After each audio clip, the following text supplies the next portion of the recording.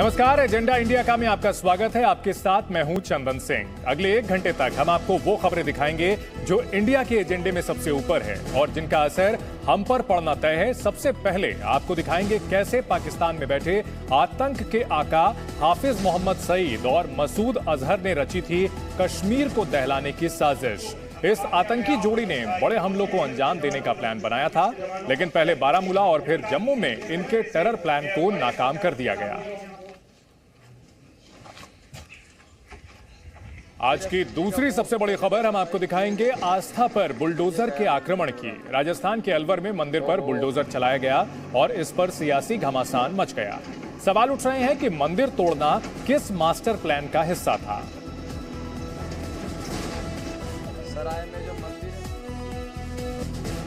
और इसके बाद आपको दिखाएंगे हिमालय पर भड़के खौफनाक शोलों की ग्राउंड रिपोर्ट। जंगल आग के गोलों में तब्दील हो चुके हैं, सब कुछ स्वाहा होता जा रहा है। हिमालय में फैली आग का असर इंसानी बस्तियों पर भी पड़ा है।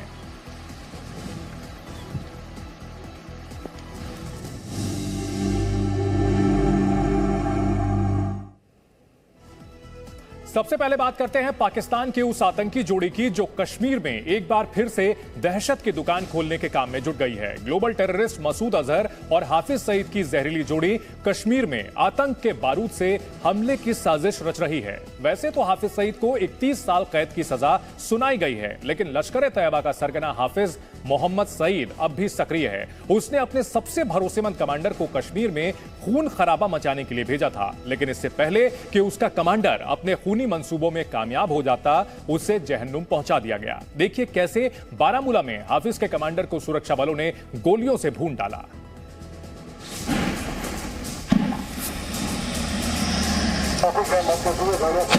इंशाअल्लाह ये जुल्म खत्म होते रहेगा और इंशाअल्लाह कश्मीर की आजादी को कोई नहीं रोक सकता।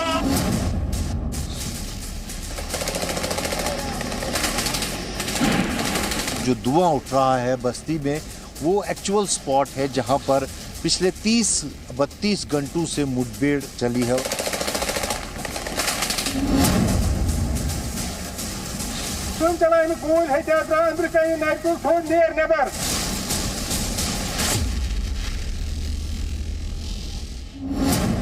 कश्मीर में आतंक की खूनी साजिश नाकाम।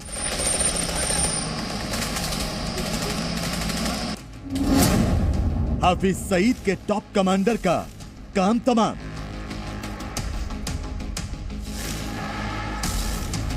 सेना के ऑपरेशन ऑल आउट से बौखलाए पाकिस्तान परस्त आतंकियों ने बिल से बाहर निकलकर एक बार फिर कश्मीर की शांत फिजाओं में बम, गोली और बारूद का जहर घोलने की कोशिश की। पाकिस्तान सेना की गोद में बैठे मुंबई हमले के मास्टरमाइंड और ग्लोबल टेररिस्ट हाफिज सईद ने दहशत के साम्राज्य को दोबारा स्थापित करने के लिए कश्मीर में अपने गुर्गों को भेजा। हाफिज सईद ने अपने सबसे भरोसेमंद कमांडर यूसुफ कांतरू को बड़े आतंकी हमले की जिम्मेदारी सौंपी, लेकिन न सिर्फ यूसुफ कांतरू जहन्नुम पहुंचा दिया गया, बल्कि कश्मीर में आतंक के एक अध्याय का खात्मा हो गया।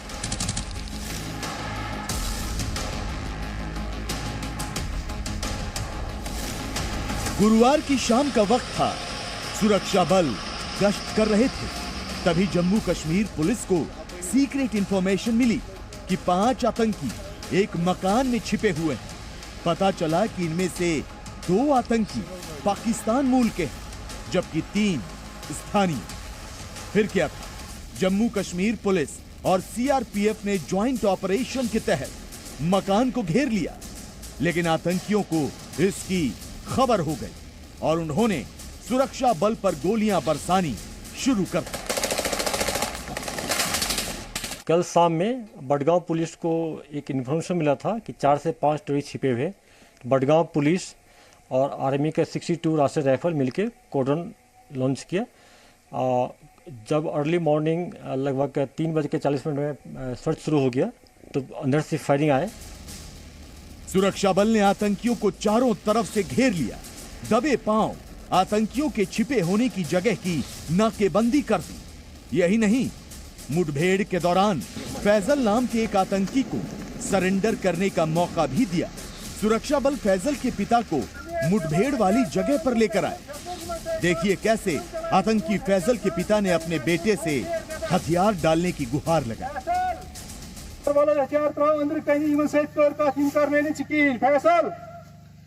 फैसल बुझा अबूजी चोन ये नबर कन चीर हथियार त्रा अंदर कन देर नरतु थोत तुम चलान गोल इन सर मे कर फैसल फैसल बुझुस अबूजी चोन चीर नबर हथियार त्रा अंदर कन मे कर इन सर तुम चलान गोल हथियार त्रा अंदर कन नरतु थोत नेर नबर फैसल फैसल। लेकिन ना तो आतंकी फैजल माना और ना ही हाफिज का राइट हैंड यूसुफ कांतरू, जिसके बाद सुरक्षा बल ने ताबड़तोड़ गोलियां और हैंड ग्रेनेड से हमले की शुरुआत कर दी।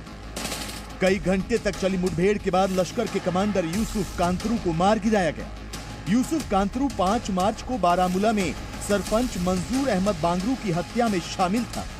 26 मार्च को बडगाम में एसपीओ मोहम्मद इशफाक डार और उनके भाई उमर अहमद डार की हत्या में शामिल था।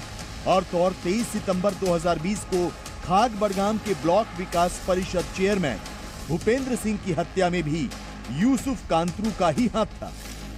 यहाँ पर जो सफलता सुरक्षा बल अपने लिए मानते हैं सबसे बड़ी वो ये है कि मोहम्मद कांतरू जो थे मोहम्मद यूसुफ कांतरू जो लॉन्गेस्ट सर्वाइविंग मिलिटेंट थे और बताया जा रहा है कि 2017 में उन्होंने लश्कर तैयबा को ज्वाइन किया था और 5 साल से लगातार वो इसी इलाके में कहीं ना कहीं सक्रिय थे। उसको मार गिराने का दावा किया है सुरक्षा बलों ने और उसे वो अपने लिए एक बड़ी सफलता मानते हैं। लेकिन फिलहाल अगर हम स्पॉट की बात करें तो ऑपरेशन अभी भी जारी है। सर्च ऑपरेशन इस पूरे इलाके में चलाया जा रहा है क्योंकि खदशा है कि और मिलिटेंट्स यहाँ पर हो सकते हैं जिनकी तलाश अभी भी जारी है। यूसुफ कांतरू समेत 4 आतंकी ढेर कर दिए गए, लेकिन सुरक्षा बल का सर्च ऑपरेशन अब भी जारी है। वहीं यूसुफ कांतरू का मारा जाना हाफिज सईद के लिए सबसे बड़ा सदमा है, क्योंकि ये लंबे समय से घाटी में लश्कर के आतंकी झंडे को बुलंद किए हुए था। अहमद डार जो यूसुफ कांतरू बोलते हैं, जो पिछले 2 दशक से एक्टिव था, बहुत सारे सिविलियन सिक्योरिटी फोर्स पुलिस के किलिंग में इन्वॉल्व था, वो मारा गया है। ये पुलिस सिक्योरिटी फोर्स के लिए बहुत अच्छी बात है। इस साल रिसेंटली आर्मी के एक जवान को किडनैप करके उसको मार दिया था, पुलिस के एक एसपीओ उसके भाई को मारा था, एक सिविलियन को मारा था। तो रिसेंटली 4 किलिंग में इन्वॉल्व था। ये पाकिस्तान में बैठे आतंक के आका कश्मीर को दहशतगर्दी की आग में झोंकना चाहते हैं, लेकिन सुरक्षा बल मुस्तैद है और चुन चुन कर आतंकियों को जहन्नुम पहुंचा रहे हैं। आंकड़े इसकी तस्दीक करते हैं। इस साल जनवरी से अब तक 38 आतंकवाद विरोधी अभियान सफलतापूर्वक अंजाम दिए जा चुके हैं। सुरक्षा बल ने इस साल अब तक कश्मीर घाटी में 53 आतंकवादियों को मार गिराया। अब तक 27 सक्रिय आतंकवादी और 169 आतंकवादियों के साथियों को गिरफ्तार किया गया है। मतलब साफ है, ऑपरेशन ऑल आउट पहले की ही तरह अपनी पूरी रफ्तार से जारी है। लश्कर और जैश चाहे कितनी ही साजिशें रचें, उनकी साजिशों पर पानी फिरना तय है। और तय है उन आतंकियों का मारा जाना जो कश्मीर की खूबसूरती पर खून के धब्बे लगाना चाहते हैं। बारामूला से खालिद हुसैन के साथ ब्यूरो रिपोर्ट, जी मीडिया। आइए आपको लश्कर तैयबा के मारे गए कमांडर यूसुफ कांतरू की टेरर फाइल दिखाते हैं। यूसुफ कांतरू करीब 20 साल पहले आतंकी बना था। पहले वो हिजबुल मुजाहिदीन संगठन का एक ओवरग्राउंड वर्कर था। आतंकी बनने के बाद वो 2005 में पहली बार पकड़ा गया।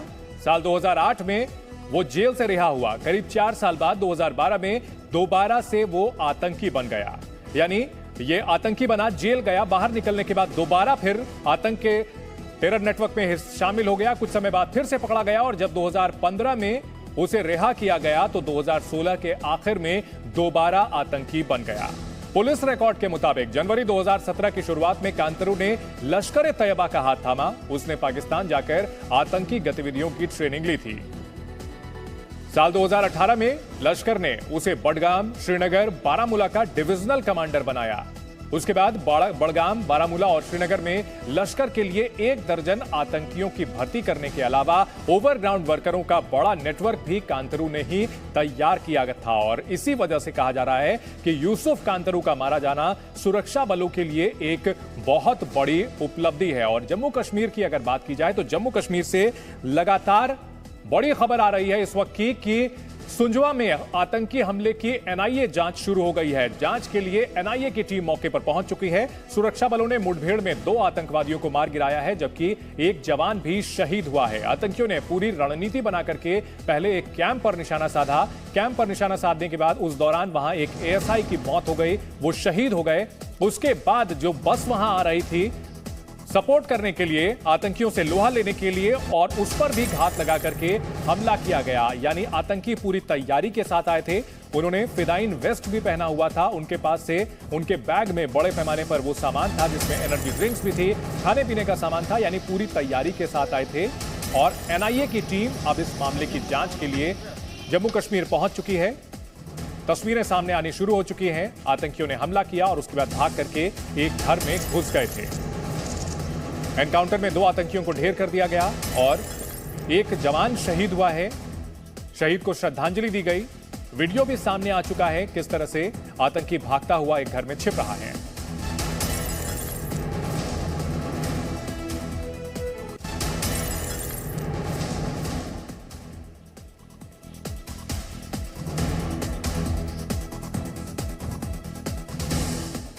हम आपको बता रहे हैं उस जहरीली जोड़ी के बारे में जो कि भारत को दहलाने की साजिश कर रही है। हाफिज सईद की तरह ही जैश ए मोहम्मद का सरगना मसूद अजहर भी कश्मीर को दहलाने की साजिश में शामिल रहा है। मोस्ट वांटेड मसूद अजहर पुलवामा जैसा हमला करना चाहता था। इस बार उसके आतंकियों के निशाने पर सीआईएसएफ की बस थी। रात के अंधेरे में जैश के आतंकियों ने सीआईएसएफ की बस पर धावा बोल दिया, लेकिन सीआईएसएफ की ओर से की गई जवाबी कार्रवाई में मसूद के 2 गुर्गे ढेर हो गए और एक बड़े हमले की साजिश को नाकाम कर दिया गया।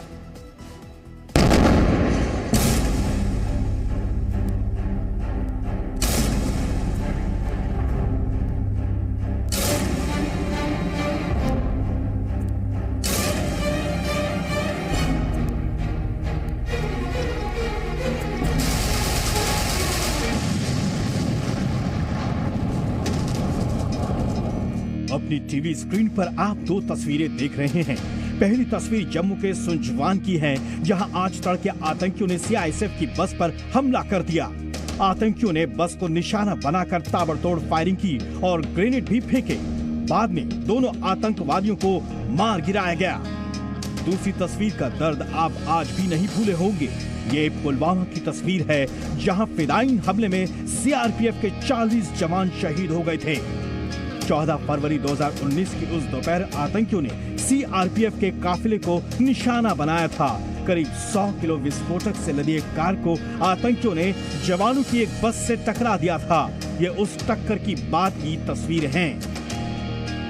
दोनों तस्वीरों को एक साथ दिखाना इसलिए भी जरूरी है क्योंकि सुंजवान में भी पुलवामा दोहराने की तैयारी थी।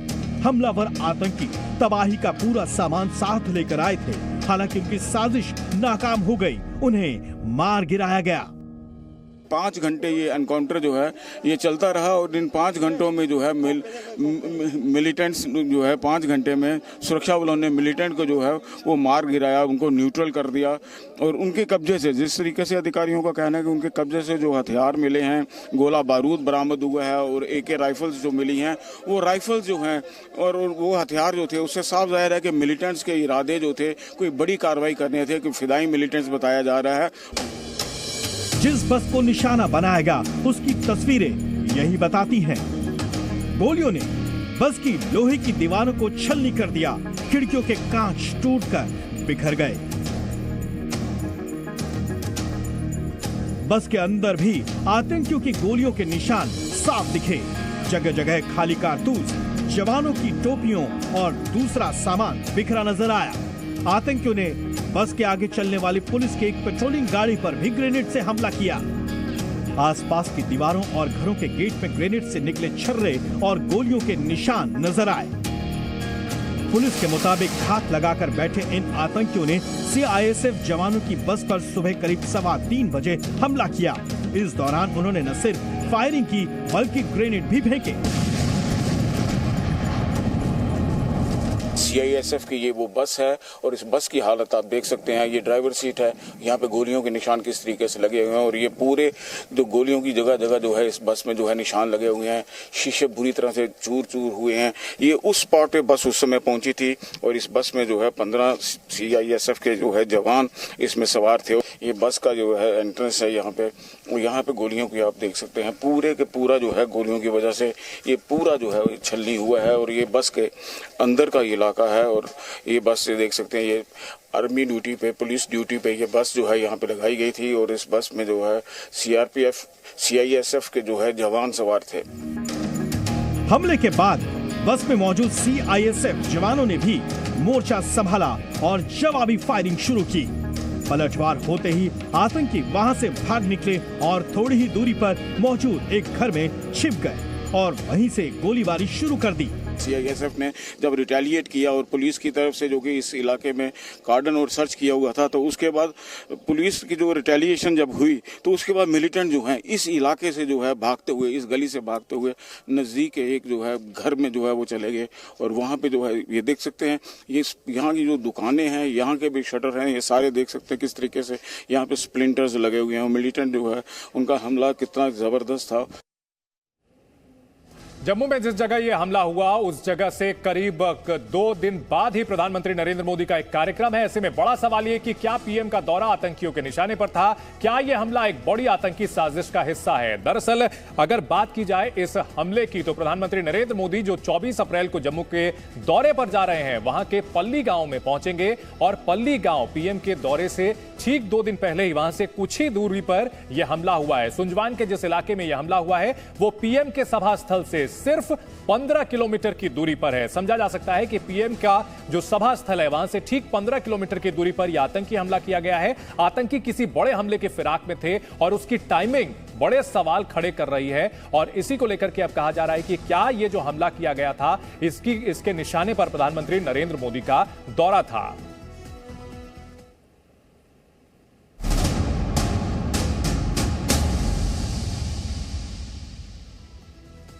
अब बात राजस्थान के अलवर की। अलवर में 3 मंदिरों समेत 85 घरों और दुकानों पर स्थानीय प्रशासन ने बुलडोजर चला दिया। लोगों का दावा है कि यह कार्रवाई गलत है, जबकि करीब 300 साल पुराने मंदिर पर बुलडोजर चलने के बाद सियासी संग्राम भी छिड़ गया है। सवाल उठ रहे हैं कि मंदिर तोड़ना किसका मास्टर प्लान का हिस्सा था, इलाके के विधायक का या फिर नगर पालिका का। यहाँ करीब 300 साल पुराने मंदिर को तोड़ा गया है। ये राजस्थान का अलवर है जहां बुलडोजर का इस्तेमाल विकास के नाम पर किया गया। अलवर जिले के राजगढ़ में मास्टर प्लान के नाम पर प्राचीन भवनों पर ही नहीं लोगों के घरों और दुकानों पर भी बुलडोजर चलवाया गया। आप देख सकते हैं कि कैसे प्रशासन की कार्रवाई को अंजाम दिया गया है। मास्टर प्लान के मुताबिक इस जगह का विकास होना है, लिहाजा 17 अप्रैल को बुलडोजर से इस कार्रवाई को अंजाम दिया गया। लेकिन मंदिर तोड़ने का मास्टर प्लान किसने बनाया? सवाल यहीं से खड़े हो रहे हैं। इस कार्रवाई के बाद से अब सियासी माहौल गर्मा चुका है। जुबानी बुलडोजर खूब चल रहा है। बीजेपी ने राजस्थान की गहलोत सरकार और कांग्रेस पार्टी को इसके लिए जिम्मेदार ठहराया है। विश्वास नहीं करती। आपने एफिडेविट लिख करके ये दिया था सुप्रीम कोर्ट में कि राम काल्पनिक है, राम मृतक है। और आज जिस प्रकार से बुलडोजर चलाया जा रहा है भगवान श्री राम जी के मंदिर में, एक बात तो स्पष्ट होता है, आप केवल चुनाव में जिस प्रकार से मंदिर मंदिर जाके त्रिपुंड लगा करके अपने आप को भक्त दिखाने की कोशिश करते हैं, हिंदू दिखाने की कोशिश करते हैं, वो सब मिथ्या है। आज जो आपने राजस्थान में किया है शिव मंदिर पर प्रहार करके, वही आपका सत्य है। जवाब में राजस्थान कांग्रेस अध्यक्ष गोविंद डोटासरा भी जुबानी जंग में कूद गए हैं। उन्होंने बीजेपी पर धार्मिक भावनाओं को भड़काने का आरोप लगाया। भारतीय जनता पार्टी और आरएसएस के लोग गलत प्रचार प्रसार कर रहे हैं, गलत बयानबाजी कर रहे हैं। खास बात यह है कि जिस नगर पालिका ने ये कार्रवाई की है उसका नाम राजगढ़ नगर पालिका है। यहाँ बीजेपी का बोर्ड है। हालांकि कांग्रेस विधायक जौहरी लाल मीणा के वायरल वीडियो ने इस मामले में नया ट्विस्ट ला दिया है। वीडियो में जौहरी लाल मीणा ये कहते नजर आ रहे हैं कि कांग्रेस का बोर्ड होता तो बुलडोजर नहीं चलता। वीडियो में कांग्रेस विधायक ये भी कह रहे हैं कि आप 34 पार्षदों को मेरे घर लेकर आओ, कार्रवाई रुक जाएगी। आपके 34 पार्षद हैं और यही पार्षद मेरा है और 6 मेरा नॉमिनेट पार्षद है। मैंने मुश्वरत में कहा था कि तुम 34 पार्षद को ले आओ, फैसला 34 पार्षद ने किया, न कि मेरे एक पार्षद ने। फिलहाल प्रशासन की इस कार्रवाई के खिलाफ राजगढ़ थाने में मामला दर्ज हो गया है। दरअसल नगर पालिका रायगढ़ नगरीय मास्टर प्लान 2012 के तहत विकास कार्यों के लिए साल 2012 में मास्टर प्लान तैयार किया गया था, लेकिन करीब 10 साल बाद 3 मंदिरों पर बुलडोजर चला दिया गया, जबकि करीब 85 मकान और दुकानों को भी तोड़ दिया गया है। प्रशासन की इस कार्रवाई के लपेटे में यहाँ के आम लोग और दुकानदार भी आ गए हैं, जिन्हें अब अपनी रोजी रोटी की चिंता है। मेरी दुकान को तोड़ दिया गया है, अब मैं कहाँ जाऊँ? मैं मेरी बूढ़ी माँ को क्या जवाब दूँ? मैं क्या जवाब दूंगा कि मेरी दुकान टूट के कहाँ से लाऊंगा? पेट भरूंगा। 30 साल से राजगढ़ में मुझे शादी करके आए हो गए, मेरे 60 साल से रही है। हमारा यही धंधा है, इसके अलावा हमारा आदमी कुछ भी नहीं करते। हमारी इसी से पालन पोषण हो रहा था, हमको एकदम घर से बेघर कर दिया। हमारे पास कुछ भी नहीं है, इस तरह हम किराए के मकान में रह रहे, बहुत बुरी कंडीशन हो रही है हमारी। जिस प्रकार अलवर में लोगों के मकान दुकान ही नहीं, मंदिरों पर भी बुलडोजर चला, साफ है आने वाले दिनों में इस पर सियासी उबाल भी बढ़ सकता है। ब्यूरो रिपोर्ट, जी मीडिया। इस वक्त की बड़ी खबर आ रही है बारामूला से। बारामूला में 40 घंटे बाद ऑपरेशन पूरा हो गया है। 24 घंटे में 3 आतंकी मारे जा चुके हैं। मारे गए आतंकियों में फैसल डार का नाम भी शामिल है। फैसल के अलावा यूसुफ डार, हिलाल शेख भी ढेर किए जा चुके हैं। तीनों आतंकी लश्कर से जुड़े थे और इन्होंने सीआईएसएफ को निशाना बनाया था। 3 आतंकियों को ढेर कर दिया गया है।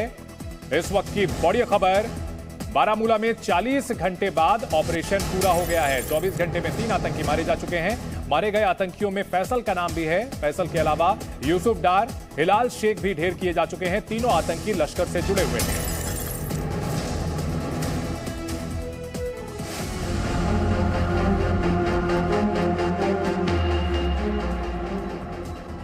उत्तराखंड के जंगलों में इस वक्त भयानक आग लगी हुई है। पौड़ी गढ़वाल से लेकर नैनीताल और हरिद्वार से लेकर रुद्रप्रयाग तक लगभग 2 दर्जन जंगल धधक रहे हैं। कई जगह तो पहाड़ पर लगी आग का धुआं रिहायशी इलाकों तक पहुंचने लगा है। वन विभाग की टीमें आग बुझाने की कोशिश कर रही हैं, लेकिन कामयाबी उनसे दूर है और संकट धीरे धीरे लोगों के नजदीक आता जा रहा है। आशंका ये भी है कि अगर जंगलों में लगी आग पर जल्द ही काबू नहीं पाया गया तो वहां जानवर या तो जल मरेंगे या फिर बस्तियों में आकर के दहशत फैलाएंगे। इसलिए आग बुझाने के लिए उत्तराखंड सरकार ने केंद्र सरकार से मदद मांगने का फैसला किया है।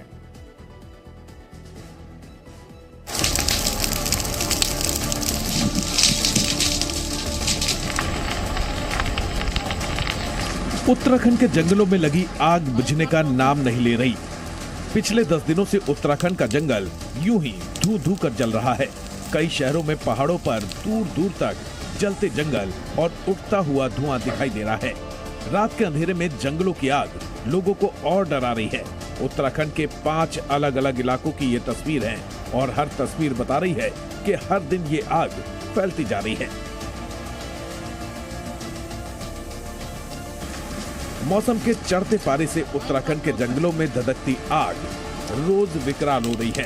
प्रशासन आग पर काबू पाने की कोशिश तो कर रहा है, लेकिन हर उपाय इस आग के सामने फेल है। जंगलों में लगी आग से इंसान और जानवर दोनों का जीना मुश्किल हो गया है। उत्तरकाशी मुख्यालय से लगे मुखेम और बाडाहाट रेंज की ये तस्वीर है। कुछ दिन पहले थोड़ी बारिश हुई तो जंगल की आग बुझ गई। वन विभाग ने राहत की सांस ली, लेकिन गर्मी बढ़ी तो फिर से जंगल में आग लग गई। अब स्थिति यह है कि एक जगह आग बुझती है तो दूसरी ओर फैल जाती है। जंगलों में लगी भीषण आग से पूरे इलाके में धुएं के गुबार उड़ रहे हैं। उत्तराखंड के डूंडा रेंज की ये तस्वीर है, मतलब देहरादून के आसपास के इलाकों की। धीरे धीरे आग फैलती जा रही है और अब कई किलोमीटर तक ये आग जंगलों को अपने आगोश में ले चुकी है। भीषण आग की वजह से लोगों को सांस लेने तक में तकलीफ हो रही है। प्रशासन सारे संसाधनों का इस्तेमाल कर रहा है, लेकिन हर कोशिश नाकाम साबित हो रही है।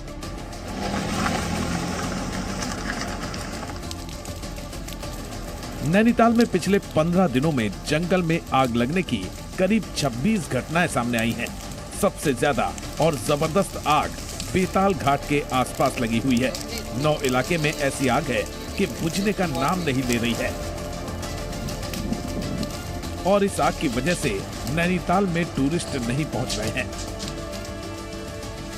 उत्तराखंड में पिछले 24 घंटे में 27 घटनाओं में 37.25 हेक्टेयर वन क्षेत्र को आग से नुकसान पहुंचा है।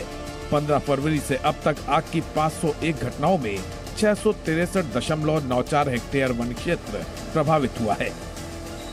अब इस आग की वजह से उत्तराखंड में पर्यटकों का आना मुश्किल हो गया है और उत्तराखंड में टूरिज्म कमाई का सबसे बड़ा जरिया है। मौसम विभाग ने कहा है कि आग से आई आफत अभी और बढ़ने वाली है। राज्य सरकार केंद्र सरकार से मदद मांगने पर विचार कर रही है, क्योंकि जंगल की ये आग अब रिहायशी इलाकों तक फैलती जा रही है।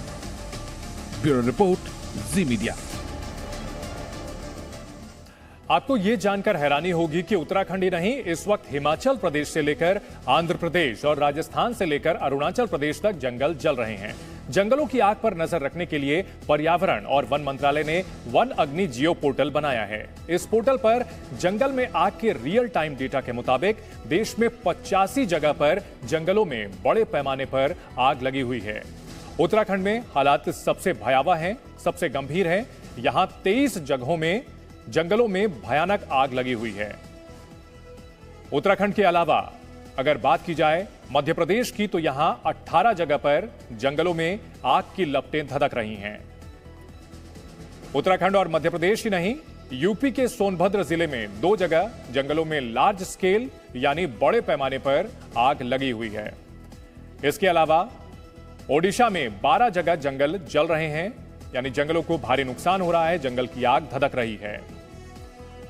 ओडिशा के साथ साथ छत्तीसगढ़ में 13 जगहों पर जंगलों में आग लगी हुई है, जंगल जल रहे हैं।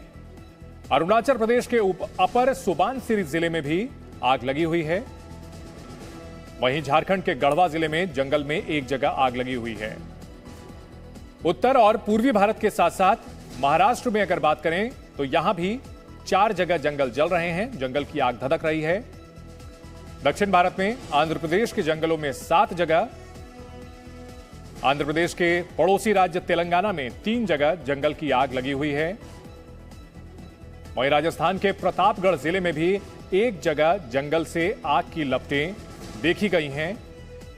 तो चाहे उत्तर भारत हो, दक्षिण भारत हो, पश्चिम भारत हो या फिर पूर्वी भारत हो, हर जगह जंगल की आग धधक रही है। दुनिया भर के जंगलों में गर्मी के मौसम में जंगलों में आग लगने की घटनाएं बेतहाशा बढ़ती जा रही हैं। अमेरिका में तो गर्मी के मौसम को आग का ही मौसम कहा जाने लगा है। यहां एरिजोना राज्य के जंगलों में इस वक्त भीषण आग लगी हुई है। एरिजोना अमेरिका के पश्चिमी हिस्से में है, जो कम बारिश और जंगलों में आग के लिए कुख्यात है।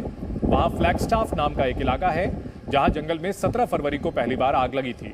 गर्मी और तेज हवाओं की वजह से आग भड़कती गई। अब तक 20,000 हेक्टेयर इलाके में जंगल की आग फैल चुकी है। रिहायशी इलाके भी इसकी चपेट में आ रहे हैं। पूरे इलाके में इमरजेंसी घोषित कर दी गई है। तेज हवाओं की वजह से आग और भी तेजी से बढ़ रही है। आग बुझाने की कोशिशें नाकाम साबित हो रही हैं और हालात का अंदाजा इसी से लगाया जा सकता है कि कई जगह 100 फीट तक आग की लपटें धधक रही हैं। उनसे निकल रहा धुआं जहरीली गैसें भी निर्गत कर रहा है, जिसकी वजह से आसपास की बस्तियों में लोगों का दम घुटने लगा है। फ्लैगस्टाफ इलाके से सैकड़ों लोग पलायन कर चुके हैं। 200 से ज्यादा दमकल कर्मी 24 घंटे आग बुझाने की कोशिश में लगे हैं, लेकिन अभी उन्हें 1% कामयाबी भी नहीं मिली है। पिछले साल एरिजोना के जंगलों में आग लगने से 1,500 से ज्यादा ऐसी घटनाएं हुई थी। 5.25 लाख एकड़ जंगल राख हो चुके हैं।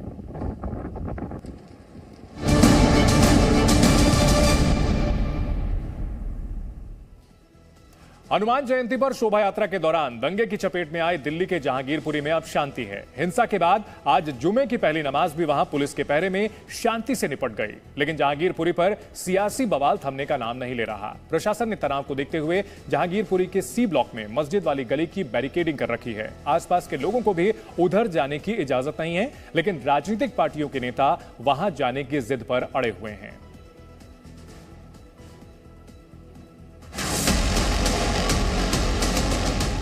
हनुमान जयंती के दिन भड़की हिंसा के बाद से दिल्ली के जहांगीरपुरी में सियासी दलों के नेताओं का आना जारी है। हालांकि प्रशासन ने अब तक किसी राजनेता को घटना स्थल तक जाने की इजाजत नहीं दी है। आज किस किस ने हिंसा के बाद जहांगीरपुरी से सियासी संदेश देने की कोशिश की, वो भी आपको दिखाएंगे, लेकिन पहले जहांगीरपुरी के ताजा हालात आपको दिखाते हैं। फिलहाल जो है यहाँ की स्थिति अगर आपको दिखाएं तो स्थिति जो है सामान्य की ओर जो है वो लगातार बढ़ रही है। स्थिति अभी भी इलाके में पूरी तरीके से शांति है। और इसके अलावा जो आज जो सबसे महत्वपूर्ण बात है वो ये है कि आज टीएमसी और एसपी पार्टी के जो है डेलीगेशन यहाँ पर पहुंच रहे हैं, तो उसमें भी पुलिस जो है लगातार एहतियात बरत रही है कि किसी तरीके की जो है यहाँ पे शांति जो है हमेशा बनी रहे और किसी तरीके की जो बातचीत है वो बनी रहे। और हालात ये तस्वीर जहांगीरपुरी इलाके से अतिक्रमण हटाने के अभियान में हिंदू मुसलमान ढूंढने वालों को आईना दिखाने वाली है। जहांगीरपुरी के इस स्कूल के सामने अब साफ सफाई नजर आ रही है। दरअसल पहले इस स्कूल के बगल की सड़क पर अतिक्रमण था। आधी सड़क पर अवैध कबाड़ का मार्केट था। बुलडोजर चलने के बाद ये सड़क आजाद हुई है। अतिक्रमण हटाने से पहले स्कूल के सामने कबाड़ का ढेर लगा रहता था। कचरे की बदबू से सांस लेना भी दूभर हो जाता था, लेकिन अब बच्चे खुले माहौल में सांस ले पा रहे हैं। स्कूल के सामने से कचरा हटने से बच्चे काफी खुश दिखे। अभिभावकों ने कहा कि पहले बच्चों को स्कूल भेजने में डर लगता था, लेकिन अब हालात सुधरे हैं। इस बीच जहांगीरपुरी के संभलते हालात के बीच सियासी नेताओं का आना भी जारी है। हालांकि प्रशासन ने अब तक किसी नेता को घटना स्थल तक जाने की छूट नहीं दी है। नहीं थे बच्चों के जैसे आते हैं, स्कूल जाते थे, यहाँ पे खतरा बहुत होता था आगे से। वही अच्छा है, होना हो जाए तो हम तो यही चाहते हैं कि ये हो जाए। सफाई इस पे होनी चाहिए। सही है सफाई, तो ये कूड़ा तो बिल्कुल हटा ही देना चाहिए साइडों से। ये जो घेर हाँ, ये जो घेरा हुआ है ना, इनको तो सही कर दे, खाली होगा तभी सही रहेगा।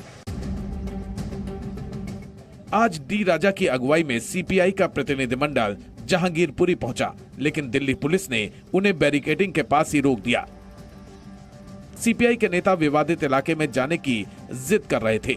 इस दौरान उन्होंने आरोप लगाया कि बुलडोजर चलाकर रूल ऑफ लॉ को तोड़ा गया है।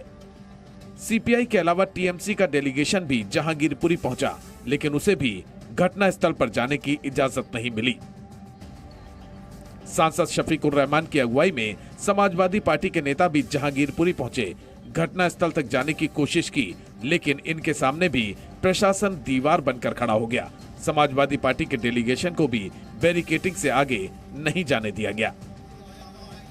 आगे हम कह तो रहे हैं कि आपस में बैठकर सारी पार्टियां अपोजिशन बैठकर तय करेगी कि भाई हमें यही नहीं, पूरे हिंदुस्तान के अंदर जो हालात खराब हैं कैसे सुधरे, कैसे अमन शांति हो, ताकि मुल्क की तरक्की हो सके। सुबह बीएचपी और ऑल इंडिया मुस्लिम लीग से जुड़े लोगों ने भी जहांगीरपुरी जाने की कोशिश की। हालांकि प्रशासन ने किसी नेता को हिंसा वाली जगह पर न जाने की नीति के तहत उन्हें भी रोक दिया। सियासी नेताओं को जहांगीरपुरी न जाने देने के फैसले पर दिल्ली के स्पेशल सीपी ने कहा कि एहतियातन ऐसा किया जा रहा है। हम लोग अभी किसी भी तरह का ऐसा सिचुएशन नहीं पैदा होने देना चाहते हैं जिससे किसी भी तरह का इंसाइटमेंट हो जाए, और अभी माहौल बिल्कुल नॉर्मलसी की तरफ जा रहा है। तो जो लोग भी आ रहे हैं उनको हम फैसिलिटेट कर रहे हैं, लेकिन साथ ही हम ऐसा सिचुएशन नहीं होने देने की हर संभव कोशिश कर रहे हैं कि जिससे कि ग्रुप्स के बीच में किसी तरह का कोई कंफ्यूजन हो, कोई कम्युनिकेशन लैग हो और उससे कानून व्यवस्था में जरा सा भी कोई खलल पड़े। यानी जहांगीरपुरी में सियासी दलों के नेताओं के सामने प्रशासन रूपी बुलडोजर खड़ा रहा। यानी हिंसा पर सियासी रोटियां सेकने की किसी भी कोशिश को प्रशासन ने नाकाम कर दिया। Bureau report, ji media. Presenting B News app, available on Google Play and App Store. Download it now.